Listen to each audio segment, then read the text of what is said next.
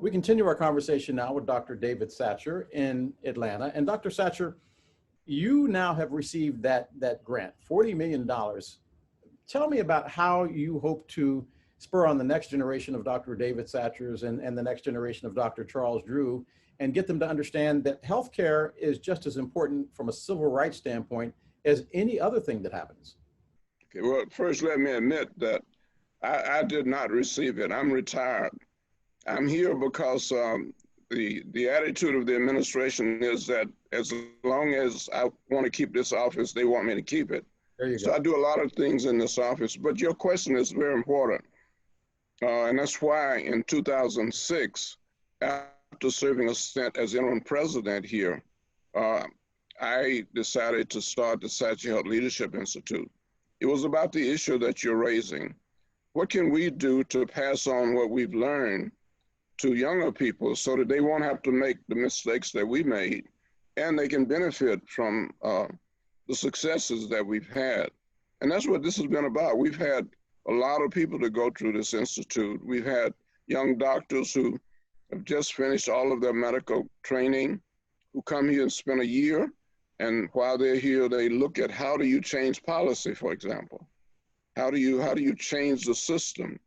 And we've had some great experiences. We've had over 50 mayors of cities to come and spend, like 12 weeks with us, not consecutively, but to spend time and to talk about community health leadership.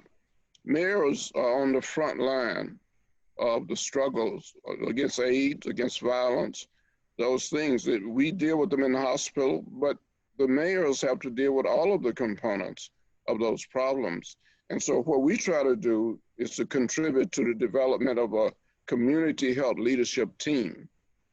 So it's been a very successful event here.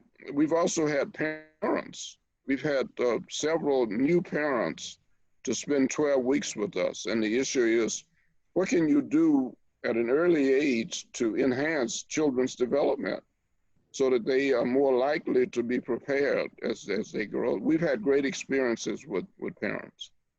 One final question before I let you go, and that is, how do you convince this younger generation that may follow in your footsteps that not only being a physician, but also being a surgeon general and being the head of the CDC means that you have to know that you are in that position to speak truth to power? And what do you say to those that may want to wither under the pressure from the White House? Well, I think more important than what you say is what they see you do. And certainly in positions I've been in, director of CDC, Surgeon General, Assistant Secretary for Health, I've tried to demonstrate, and of course there still are videos of things that we've had to do in different situations. But I would not claim to have all the answers. I think the main thing is, as Martin Luther King Jr. said, once we decide to become silent about things that are important, it's the day that we begin to die. You can't be silent about things that are important and consider your life as meeting the expectations that the world has for you.